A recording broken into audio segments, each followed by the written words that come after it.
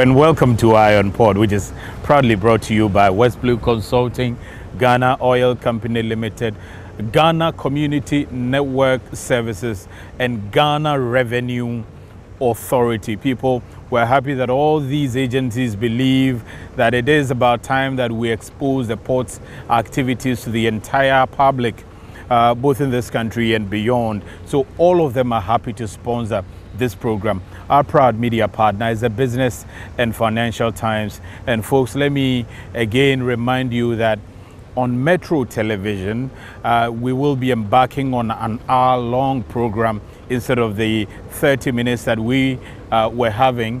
1 hour this time around, and it will be interactive. That means that you can phone call and you can also send SMS live, so that authorities who are manning affairs at the ports of Ghana will be able to respond to your concerns. If you've brought in some goods and you have challenges clearing them, for instance, you can tell the Commissioner of Customs live on that platform. You can talk to the Director General of the Ports and Harbours Authority live on that platform. You can talk to the Chief Executive Officer of the Shippers Authority about your fees and charges live on that platform. So we will continue to urge you. We begin the 7th of April on Metro Television, 6 to 7 p.m. every Sunday, interactive live on Metro Television Iron Port, the longer edition or the longer version of Iron Port, only to address your concerns as far as doing business in the port is concerned. This week though, Customs want to tell you that they are beginning this educational campaign to let people know what exactly goes on as far as clearance of goods and payment of duties is concerned, and also avail themselves to public scrutiny.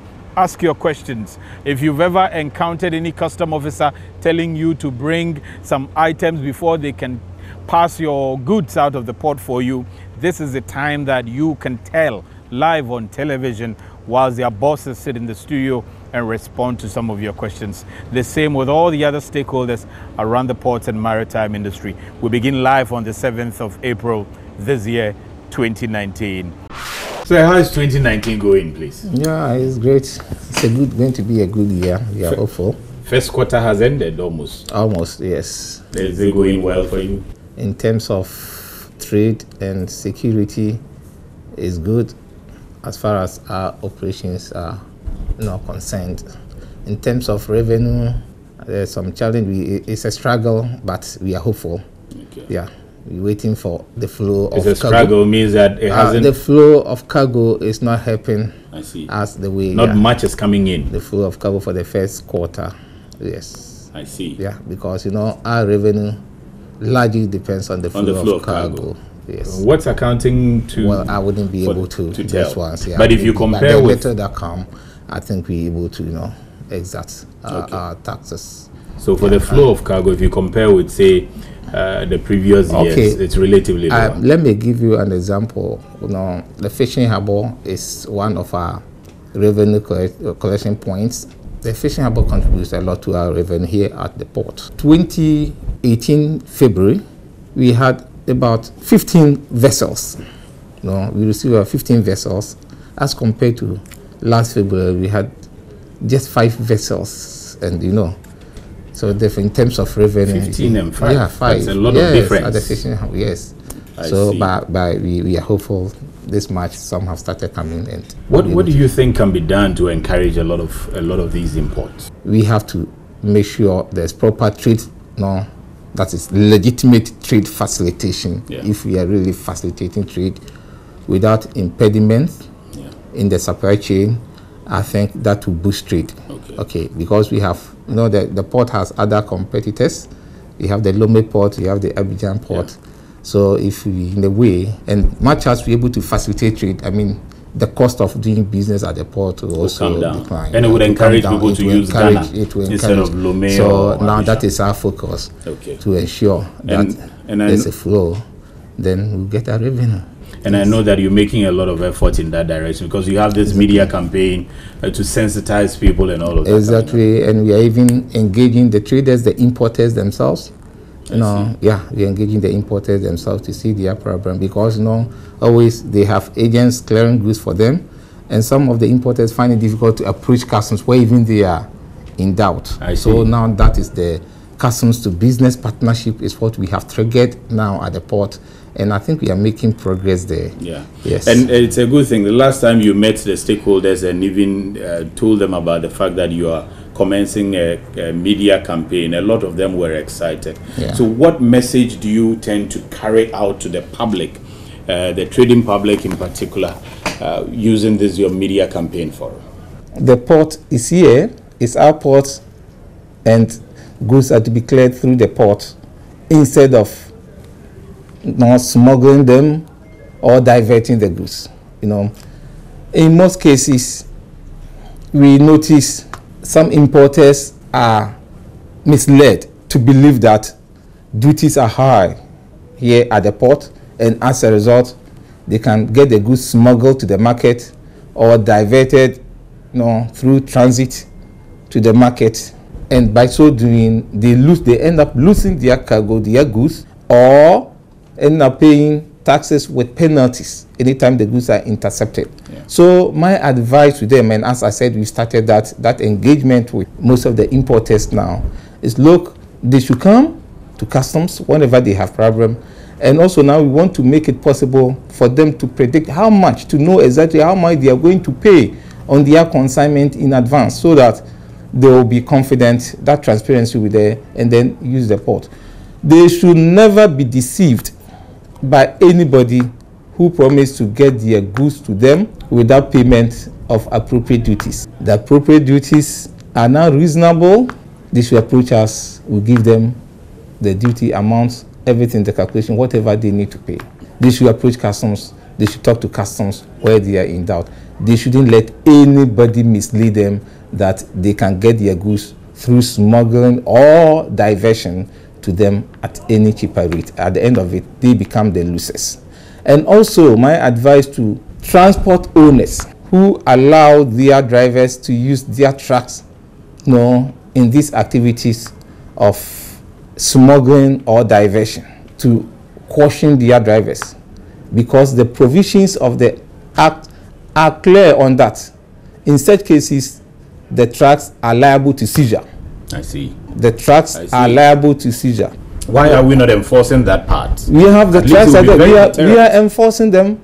For now, I have about 8 trucks here that you have under seizure. Yes, under seizure. Some are petitioning anyway, but we will still examine the merits of their petition before, if there's the merit. And even that restoration is beyond that year, is to come from the Commissioner General. Even with penalty. So we advise both the importers and then the truck owners, the transporters.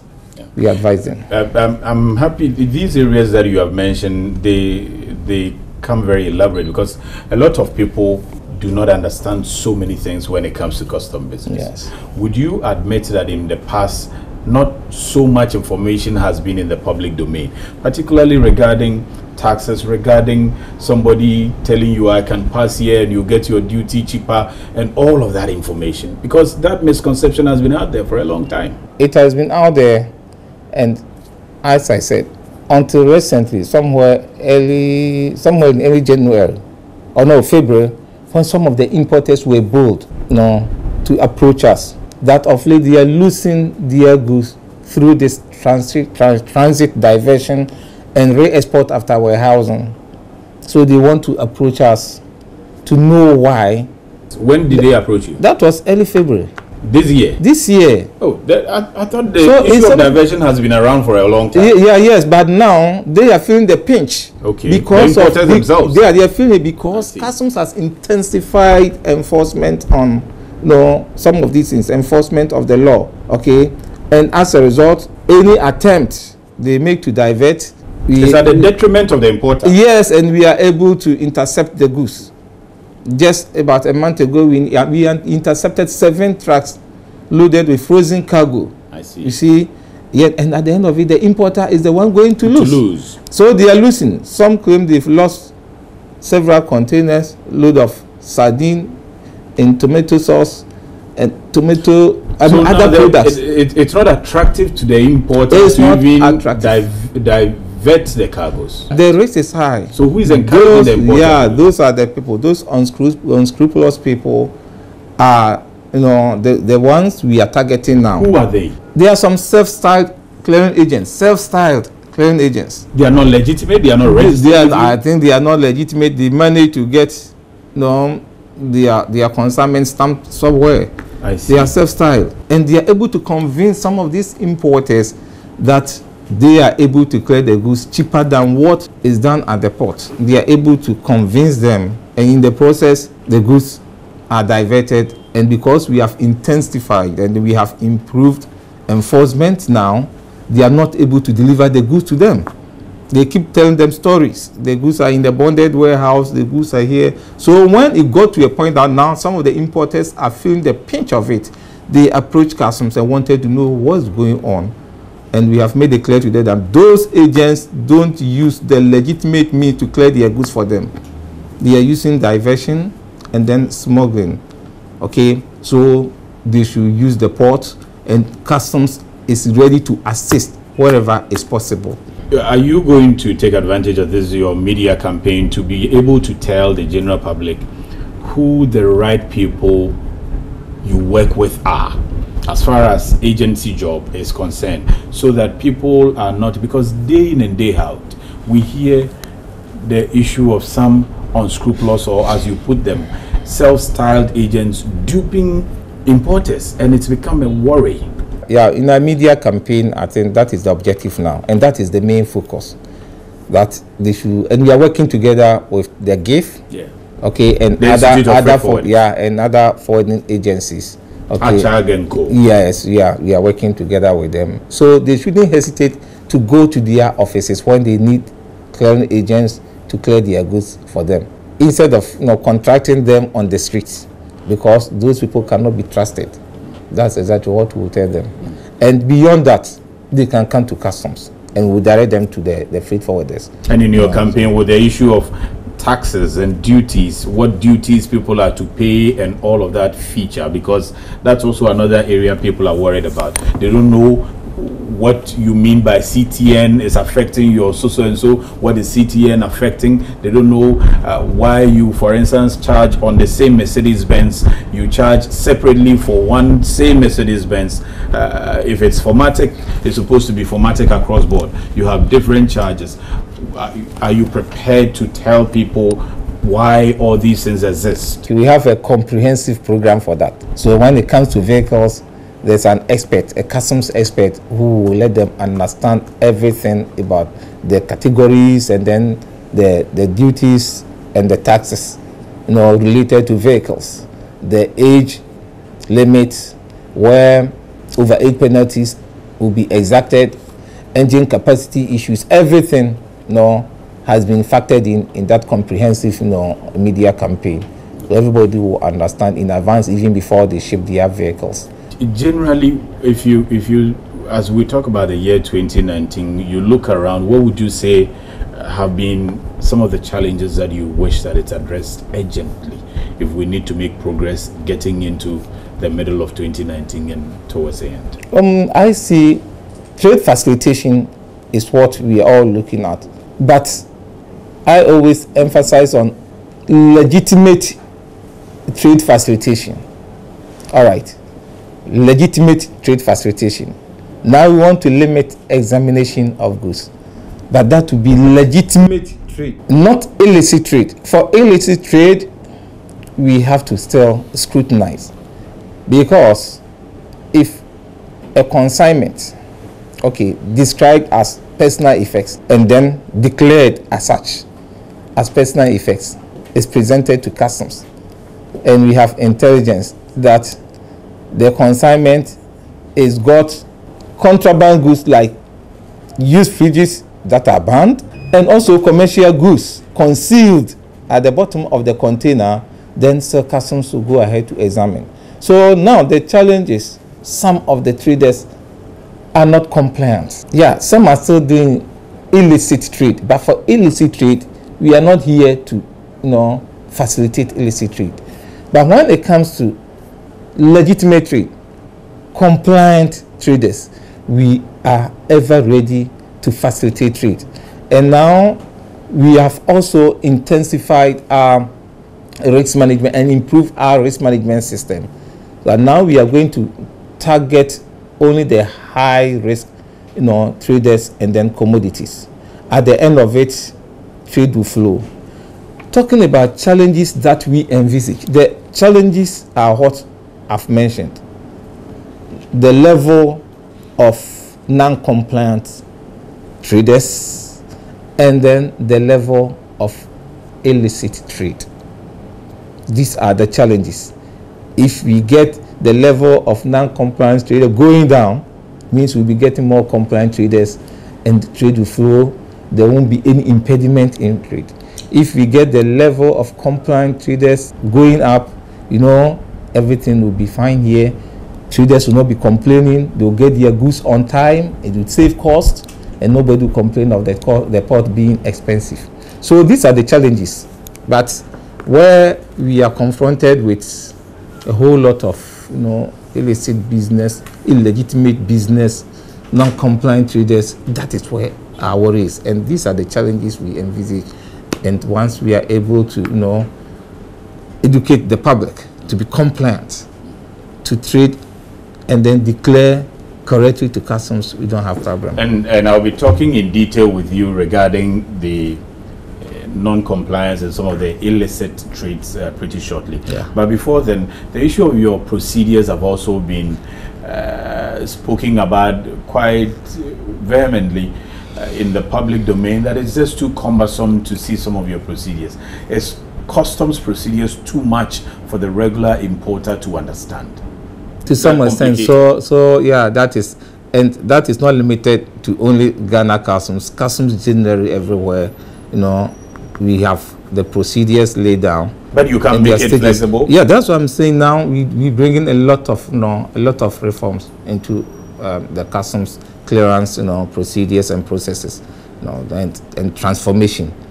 A lot are coming, and very soon we see it will be very flexible, and nobody will complain about the processes. Some of these processes or procedures, as we may see them, and some of the steps came into the processes due to some abuses that happened some time ago.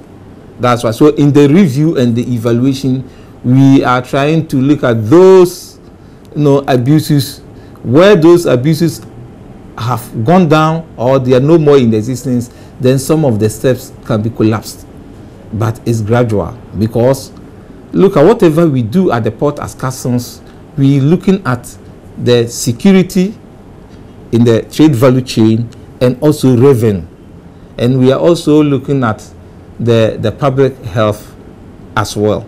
So if you're going to collapse some of the steps, we are very cautious, because at the end of it, if you collapse a step and it allows the flow of, let's say, arms into the economy or the country, the consequences.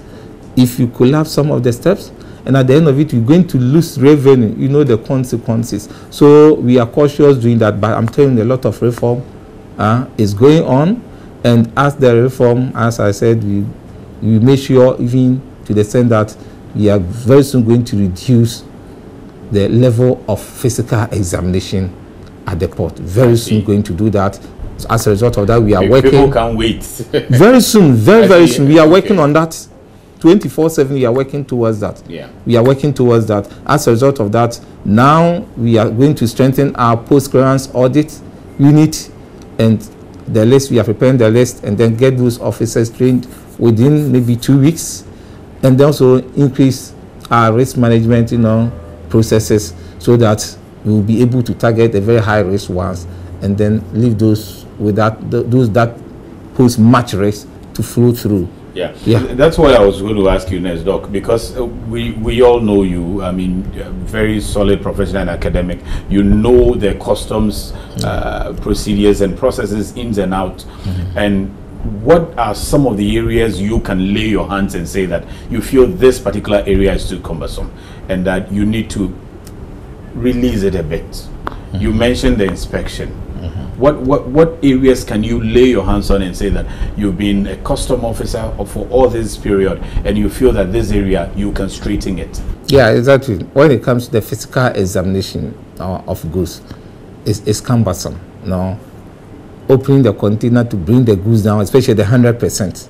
All right, and at times even it's not feasible, where we have so many assorted goods in the container, bringing everything down because it's 100%, and then checking them. So that these are some of the areas I'm talking about.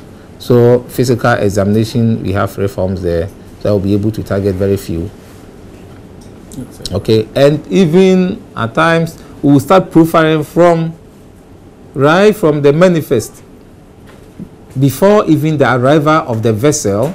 Before the arrival of the vessel or before the arrival of the cargo, we do a lot of, the risk management analysis there before even the pre-arrival, we have what is known as the pass, okay, before the pre-arrival documentation.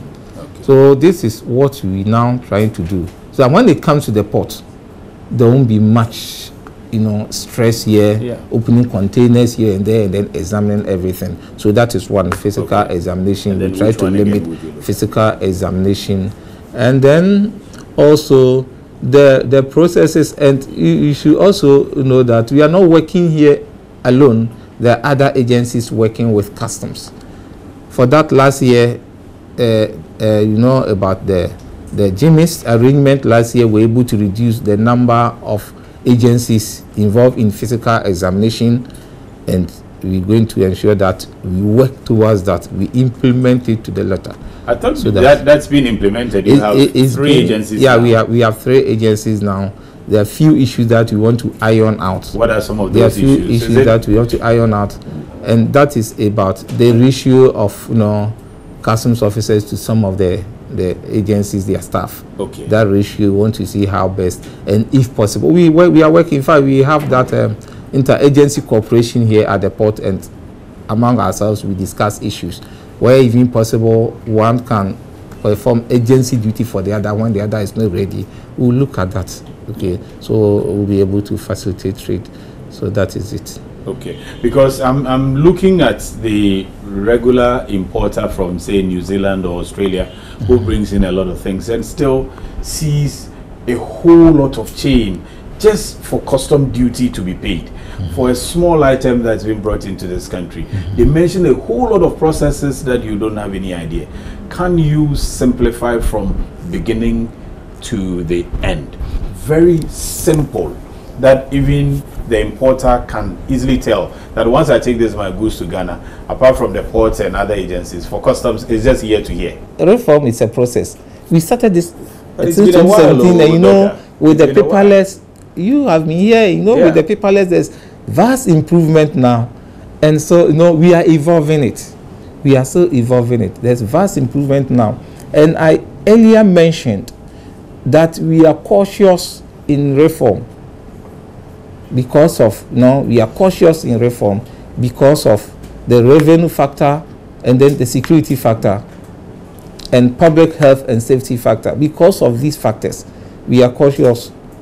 Whatever you do, you have to evaluate it to see the impact before you do that. So rushing, and these procedures have been there for over time. So rushing to collapse some of them or to eliminate some of the steps may also create some unintended effects. All right, so we're doing that gradually. We'll get there. I think we should also let the public understand there are some facilities that I think some are not aware. For instance, we have the permit facility at the port, where when you are having challenges with your CCVR, maybe, or in processing your CCVR, or you need to petition the CCVR and you think we want to clear the goods, you apply to customs for permits. In that arrangement, we allow the goods to be released before clearance. Okay. What it means is, with the permit, you pay the duty, and then the goods will be released to you Then later you come and perfect the permit or come and regularize the documentation for the final clearance.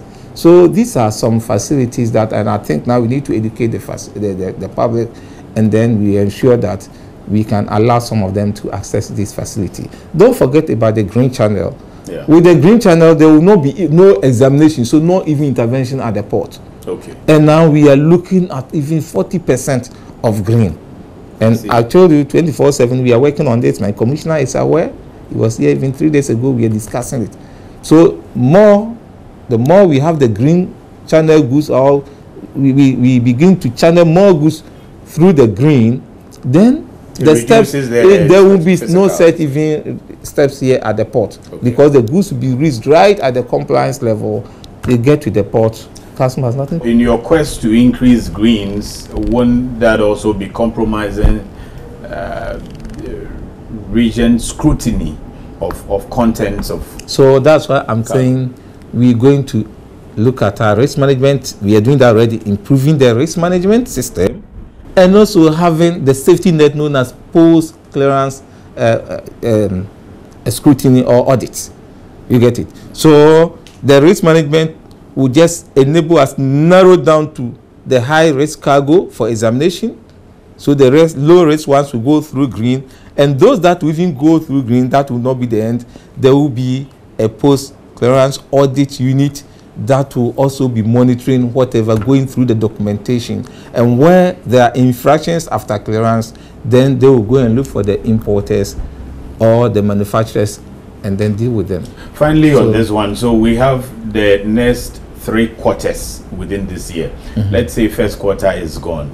What are we to expect from customs as we hit the next quarter, and then the next one, as well as the final one? Whatever lessons have been learned, in the first quarter are what we're going to use to improve the next quarter. So whatever lessons have been learned, whatever did not go well during the first quarter is a lesson learned, and we're going to look that way. And one is, as I said, the engagement with the importers is going to help us. It's going to help the cargo flow. It's going to help the importers to be very compliant, because now it's got to a point where importers will scrutinize even the agents they give their goods to. Yeah, it's gone to the point where we've told them, look, where you are in doubt, come to us even with your agent for us to assess the situation before they go ahead to clear for you. And when we start this, you see there will be a change. No importer will be complaining again, because they will be talking to customs direct where there's a need. So Customs educational campaign in collaboration with Iron Port commences this year, 2019, from April. It's going to be intense, it's going to be live, it's going to be interactive. Whatever issues, you can punch it in the faces of the people who have been nominated and appointed to serve you, so that they can respond to all the questions and issues around the port and maritime industry. One, it helps to raking a lot of revenue for the country, and the most important thing is that it also helps to facilitate your trade at a very cheaper cost. Well, let's move away from customs issue and then move into the port issues a little bit, because the Ghana Ports and Harbours Authority Port Ladies Association of the Ports and Harbours Authority have held a Thanksgiving service, thanking the Almighty God for guiding His Excellency the President of the Republic to appoint a female as the director of the Port of TEMA. All the ladies were clad in white, enjoying and celebrating, thanking God for touching the heart of the President to appoint the director of the Port of TEMA in the person of Mrs. Sandra Opoku, a lawyer, former General Manager for Legal and Administration of the same Port and Harbours Authority. The Port Ladies Association of the Ghana Ports and Harbours Authority has held a Thanksgiving service to thank the President, Nana Addo Dankwa Akufo-Addo, for appointing Sandra Opoku as the first female director of TEMA Port. Clad in white, the Port Ladies worshipped and danced to thank God for making it possible for a member of the association to be appointed to head the largest port in Ghana, the Port of TEMA. The Acting Director General of the Ghana Ports and Harbours Authority, Michael Luguji, said women empowerment and gender equality is very fundamental vital to the Port Authority, as many women occupy several managerial positions. The full management team of TEMA Port, 40 to 50 to 60% should be ladies, right? And that is unique. And for us, we are going to sell that as a true example of gender empowerment, female empowerment in top management, because the argument has been that women participate in the maritime sector, but very few at the senior management level. But we are seeing improvements in that regard, with TEMA Port taking the lead. The director of Takoradi Port, Captain Ebenezer Afezi, solicited the support of staff to ensure that Sandra Opoku succeeds as the director of TEMA Port. It is now a challenge to all of us gathered here to support the first female director to work hard so that doors will be opened for all the ladies in GPHA on merit, not just because you are ladies. The president of class, Philippa Amanda Amma, said Sandra Opoku is bringing something unique to the table and that she is very optimistic that she will lift TEMA Port to the next level. We are going to stand solidly behind her. It's something we've been doing for our men, but with her, we have an even extra responsibility to ensure that she's successful in her role. So as women, we will put our strength solidly behind her, and we know that she's bringing something unique to the table that is unique to women. The director of TEMA Port, Sandra Opoku, said transshipment will be promoted so as to position the port of TEMA as a hub in the West African coast. She said TEMA Port will be working with other stakeholders to ensure a speedy clearance of goods at the port. We will be working together with our stakeholders to ensure that when importers or even exporters, when they bring their cargo to our port, we take those cargoes out of the port effortlessly so that they don't have to stay here, and then we don't need the containers to be on demurrage, so that the charges at the port will be reduced, and also for the freight charges, it will also be reduced. When we know that you bring your containers here, you bring your vessels here, there will be a short turnaround time for you. Definitely the shipping lines will also look at reducing the freight charges to TEMA. Sandra Opoku, a lawyer and a former general manager in charge of administration as well as legal affairs, becomes the first lady to be appointed to head any of Ghana's ports, Takoradi or TEMA, as director. So you saw in that piece there, the ladies at the port are very excited because they have one of their own head in the port of TEMA, and they believe and trust God that a lot of support will be marshaled for Mrs. Sandra Opoku to carry out her duties and also carry the ports of TEMA to the highest destination that the entire nation hopes it gets to. Again, Mrs. Sandra Opoku is not resting now. She's been working ever since she was appointed and has hit the road running big time. She's been meeting one-on-one with her department, the various departments within the port, and trying to understand exactly the direction that things have been running and also guide them to the best of destinations she wants to see.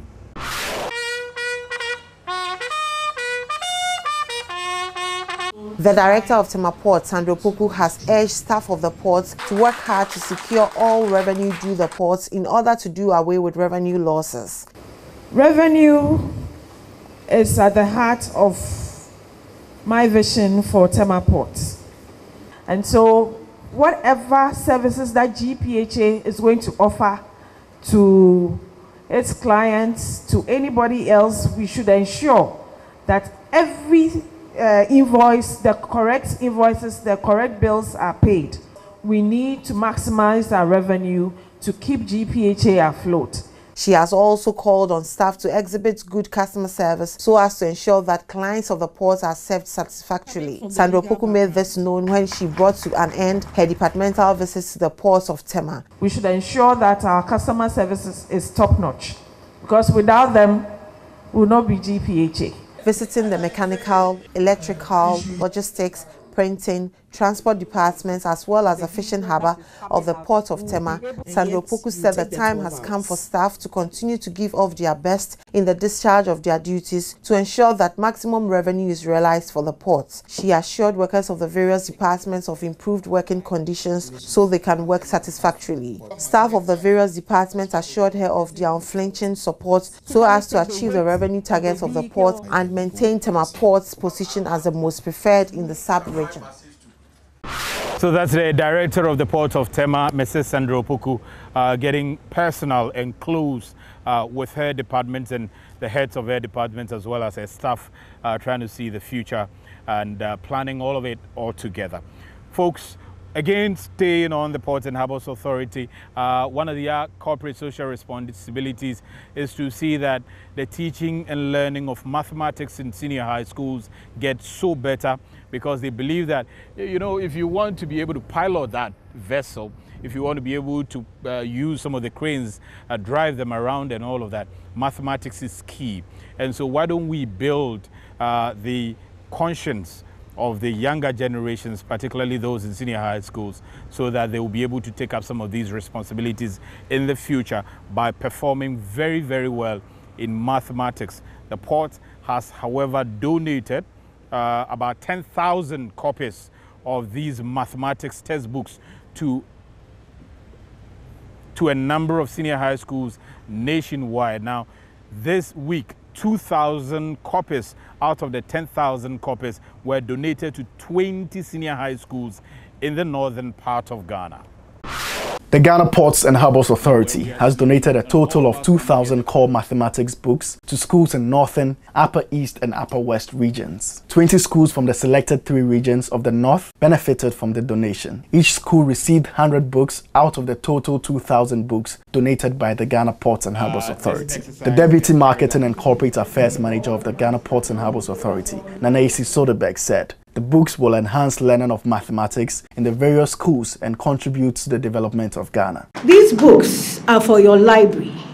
They are for you to share with your colleagues, to learn and to grow in mathematics.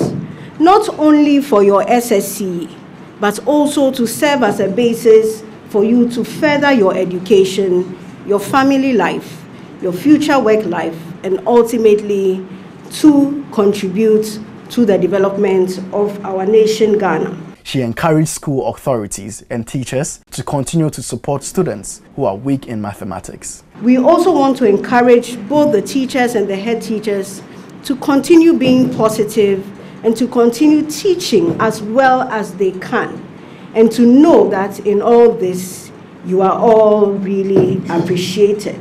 Nanaisi Soderberg, however, called on parents to assist their wards both in school and at home. She advised the students to put the books to good use and maintain them for younger generations to benefit from them. We say learn very well. Not just learning well, but handle these books that we have given you with care, so that your siblings and others who will follow you will also have the opportunity to use them to also excel and do very well in the future. The Northern Regional Deputy Director, Ghana Education Service, James Dabota Zinkota, encouraged the various schools to make good use of the books in order to enhance their West African Senior School Certificate examination performance, especially in mathematics. He thanked the Ghana Ports and Harbours Authority for the kind gesture and assured them that the books will be made available to the students anytime they needed it. Mr. Singwata, however, appealed for more of the books to enable other schools in the regions of the northern part of the country to also benefit. I stand here on behalf of the Minister of Education, the 3 Northern Regional Directors of Education, to thank Ghana Ports and Harbour Authority for this kind gesture. The Regional Director of Education and his colleagues would want to encourage all the beneficiary schools to make very good use of these books to further improve the WASI results, especially in the core subjects, and of which maths is one. Heads of the beneficiary schools thanked GPHA for the donation. This is an intervention that will change our lives and our position, not only for the students, but even for we, the heads or the leaders. So this opportunity given us is a big one that we have to admire and appreciate. And I want to promise that these books, the next time you come, you add English language because we are going to improve upon our performance in WASI as far as mass is concerned. We are very much grateful for Ghana Ports and Harbours Authority for donating these books to us. I think we actually lacked some mathematics books, and now that we have gotten, I think we'll put them to good use. We thought Ghana Harbours Authority was only for the southern sector. They provided a lot of things for them. But since they know that we also exist and have provided certain things, if I don't know of any other school, but quantumally, I don't know what to say. Thank you very, very much. I also want to assure Gapoha that we shall put the books into good use. We shall encourage our students to learn the books. They also appeal to other organizations to come to the aid of the schools that are located in the northern parts of Ghana in sectors like water, infrastructure, and other learning materials. So GPHA encouraging the reading, studying and learning of mathematics among senior high schools there.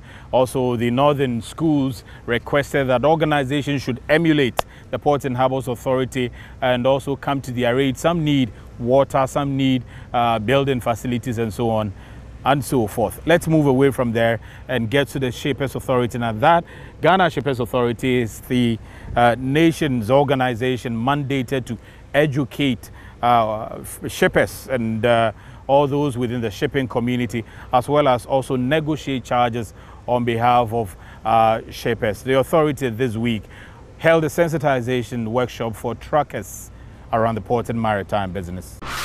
The Ghana Shippers Authority has organized a sensitization workshop for haulage truck drivers and operators on issues concerning road safety on Ghana's transit corridors with its neighboring landlocked countries such as Burkina Faso, Mali and Niger. The Chief Executive Officer of the Ghana Shippers Authority, Benedicta Bismarck, called on all stakeholders to contribute to their quota to ensuring a lasting solution to the challenges confronting the transit trade in order to achieve Ghana's quest to becoming the preferred transit country and subsequently becoming the gateway to the West African sub-region. We have also scheduled quarterly meetings with the executives of the various transport unions where we discuss issues affecting their operations.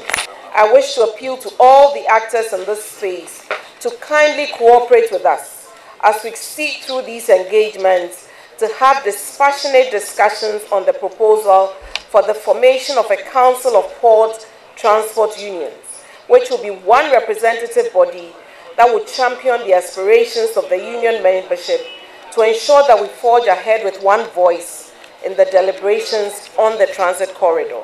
Transit truck drivers were taken through the new transit trade procedures, which consist of vehicle registration, bonding of owners and drivers involved in the transit trade, road safety, among others. Head of Freight and Logistics Department of the GSA, Fred Asiedudate, said the major objective of the workshop is to address key issues confronting the haulage industry, adding that the introduction of containerization of transit trucks needs to be discussed with the haulage truck drivers and owners. The workshop seeks to sensitize drivers on the new interventions that have been introduced, like the vehicle registration and the issue about transit trucks having to have containers behind them.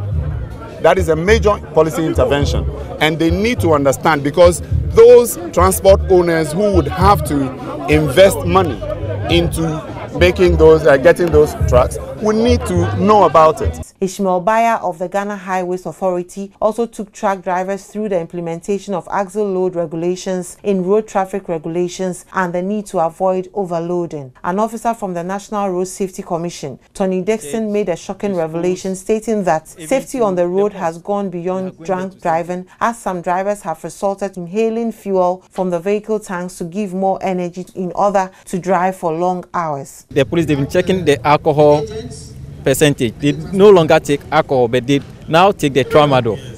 They take tramadol, and then also some of them inhale.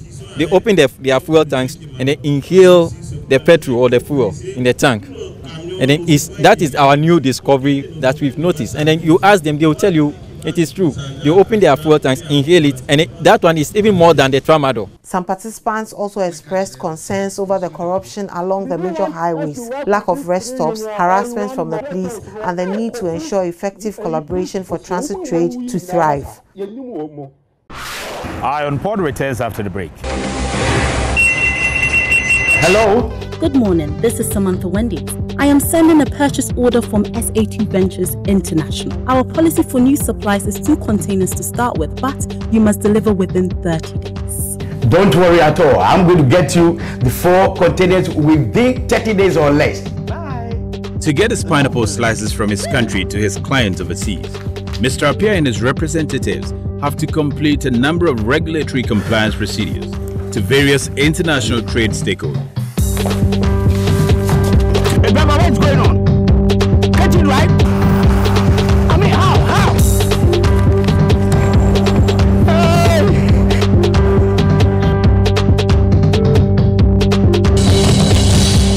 Using single window, Mr. Appiah has completed all his international trade procedures through one portal. He has registered his company information, applied for the necessary permit, certificates and licenses, and all that remains is for him to get a text alert for clearance and movement of goods.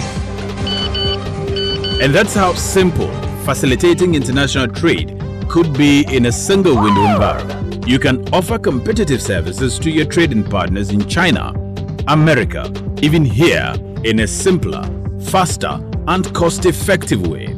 Single window, the only way to Ghana's economic growth is in our hands. Here's innovation from Goyle that takes you further.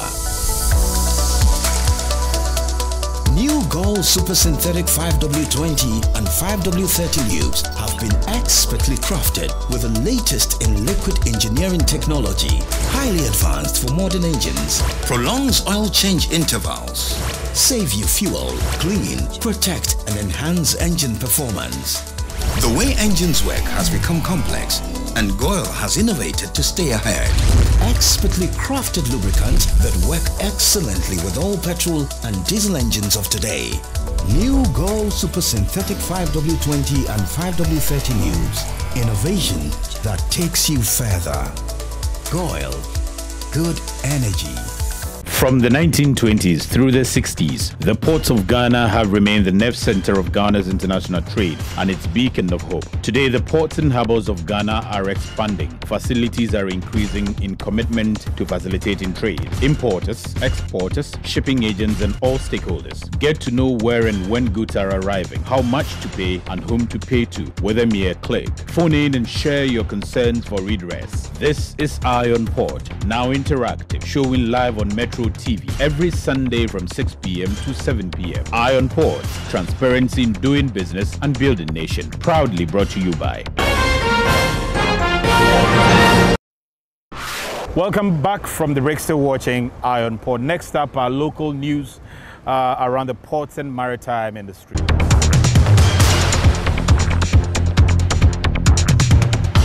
The leading oil marketing company in Ghana, Goyle, has opened an ultra-modern building in Tamale to serve over 30 filling and service stations and many more to come within the northern part of the country. According to the zonal manager of Goyle for northern Ghana, Augustine Boateng, the company is leaving no stone unturned to capture the market in the northern zone, comprising northern region, upper east and upper west regions. Currently, Goyle has 37 filling and service stations in the northern zone, but Augustine Boateng believes the number could soon be increased to 60 service stations, particularly with the expansion of regions in the northern Ghana from 3 to 5. Capture the market share in the northern zone and then probably get like 60 stations within the 3 northern regions. Now it's 5. Now we have 5 regions. Okay. Yes, Savannah and then Northeast. So we're hoping that by a year or two, we have covered more or less all the regions. He said Goyle is continuously developing its facilities in northern Ghana in order to improve upon its services. Augustine Boateng said Goyle is enthused about the fact that the people of the northern zone has embraced the Goyle brand. People come around and then they appreciate what we have put in the north. because they sometimes think that they have been neglected for a long time. So when the decision came that we want to put up this building over here, customers and other clients, they appreciate our level now. And they are also patronizing our product. He expressed optimism that GOIL will increase its sales to 6 million litres monthly. Augustine Boateng added that GOIL will continue to provide quality services to customers in the Northern Zone in particular and Ghana as a whole. Our benchmark is quality. The product that we sell, that is our priority. We don't need to sell any bad product or adulterated product to our clients or our customers.